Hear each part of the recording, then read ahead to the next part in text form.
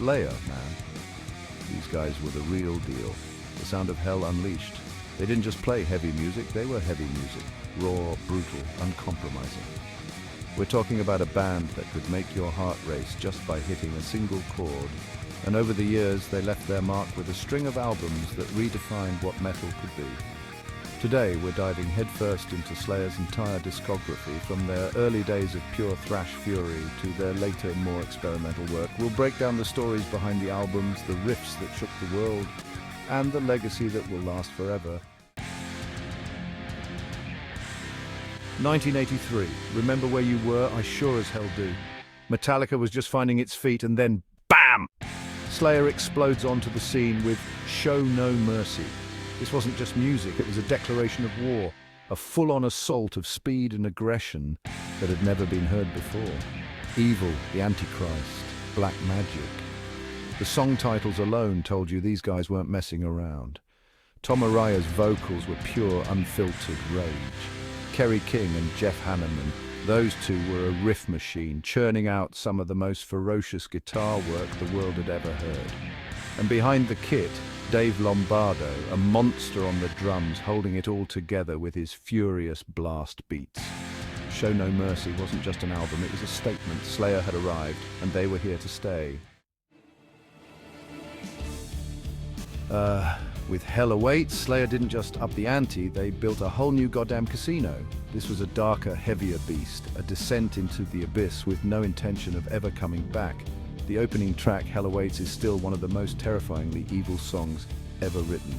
It's like staring into the face of pure darkness. They weren't just playing fast anymore, they were playing with a newfound sense of menace, a feeling that something truly sinister lurked beneath the surface. And the lyrics, forget about it. Slayer dove headfirst into the darkest corners of the human psyche, exploring themes of death, destruction, and the occult with unflinching honesty. Hell Awaits proved that Slayer were more than just a one-album wonder. They were evolving, pushing the boundaries of metal and dragging us all along for the ride. 1986, the year Slayer changed everything. Rain in Blood wasn't just an album, it was a sonic weapon, 28 minutes of pure, unadulterated fury that redefined what heavy metal could be. Produced by the one and only Rick Rubin, Slayer were stripped down to their core, raw and powerful. The songs were shorter, faster, more intense than anything they had done before. Angel of Death, Raining Blood, Piece by Piece. These weren't just songs. They were anthems of a generation hungry for something real, something dangerous. Rain in Blood wasn't just a game changer, it was a game breaker. It cemented Slayer's place as one of the most important and influential metal bands of all time. Chapter 4, South of Heaven, exploring new territory. After the sonic blitzkrieg of Rain in Blood, Slayer could have easily played it safe, but that's not Slayer's way, is it? South of Heaven saw the band experimenting with their sound, slowing things down, exploring darker, more atmospheric textures. Don't get me wrong, this was still Slayer, still heavy as hell, but there was a newfound depth and complexity to their music. Tracks like Mandatory Suicide and the title track itself showed that Slayer could be just as heavy at half the speed. South of Heaven proved that Slayer were more than just a one-trick pony. They were evolving, pushing their own boundaries and expanding the definition of what metal could be. Chapter 5, Seasons in the Abyss, a masterpiece of darkness and melody. If Rain in Blood was Slayer at their most ferocious and South of Heaven was their exploration of darkness, then Seasons in the Abyss was the perfect storm. This album combined the raw aggression of their early work with the more nuanced songwriting of their later material. From the opening riff of War Ensemble to the haunting melody of Dead Skin Mask, Seasons in the Abyss is Slayer firing on all cylinders. It's an album that's both brutal and beautiful, a testament to their growth as musicians. This is Slayer at their most complete, their most realized. Chapter 6, Divine Intervention, a new era begins. Change is inevitable, even for a band as relentless as Slayer. Divine Intervention marked the first album without drummer Dave Lombardo, who had left the band. Stepping into his shoes was the incredibly talented Paul Bostaph, and he brought his own fire to the band's sound. The album showcased Slayer's ability to remain relevant and powerful even with a change in the lineup. Songs like Killing Fields and Ditto Head proved that Slayer could still deliver the sonic goods. Sure, some fans missed Lombardo, but Slayer proved they could adapt and evolve, and Divine Intervention stands as a testament to their resilience. Chapter 7, Diabolis in Musica, a controversial experiment. Diabolis in Musica, an album that dared to experiment, that dared to be different. It was a departure from their signature sound, incorporating elements of groove metal and nu metal, genres that were gaining popularity at the time. Some fans cried foul, accusing Slayer of selling out, but I saw it as a band refusing to be pigeonholed, a band pushing the boundaries of their sound.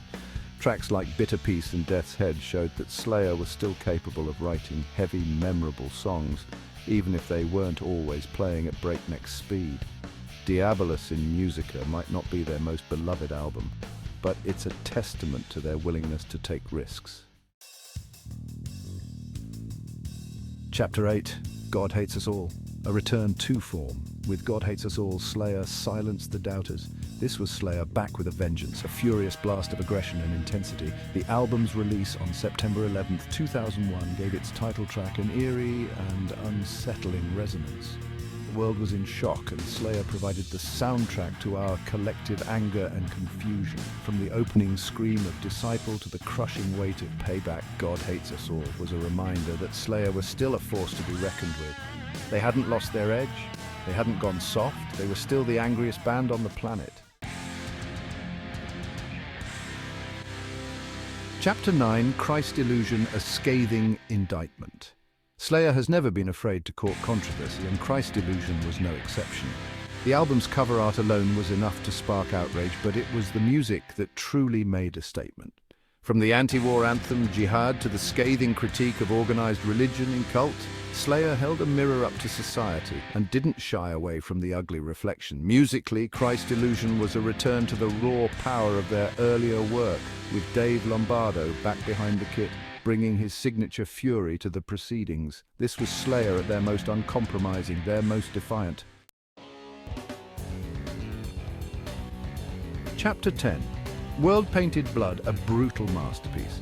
World Painted Blood, an album that proved that Slayer was still at the top of their game, even after all these years. It was a brutal, uncompromising assault on the senses, a reminder that Slayer were still the undisputed kings of thrash metal. From the title track's anthemic chorus to the relentless attack of hate worldwide, World Painted Blood was a masterclass in heaviness. This was Slayer at their most focused, their most determined to prove that they could still deliver the goods, and deliver they did. Chapter 11, Repentless, a fitting farewell. And then came Repentless, Slayer's final album, and a fitting tribute to the legacy of Jeff Hanneman, who had tragically passed away in 2013. With Exodus guitarist Gary Holt stepping in to fill Hanneman's shoes, Slayer delivered one last blast of pure, unadulterated thrash metal. The title track is a defiant anthem, a middle finger to the world, a declaration that Slayer would never compromise, never back down. Repentless is a bittersweet listen, a reminder of everything that made Slayer great, and a poignant farewell to one of the most important and influential bands in metal history. Outro Slayer, a legacy of brutality. Slayer's impact on the world of metal is undeniable.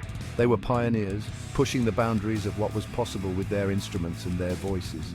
From the relentless speed of Rain in Blood to the haunting darkness of Seasons in the Abyss, Slayer's discography is a testament to their power, their passion, and their unwavering commitment to their art.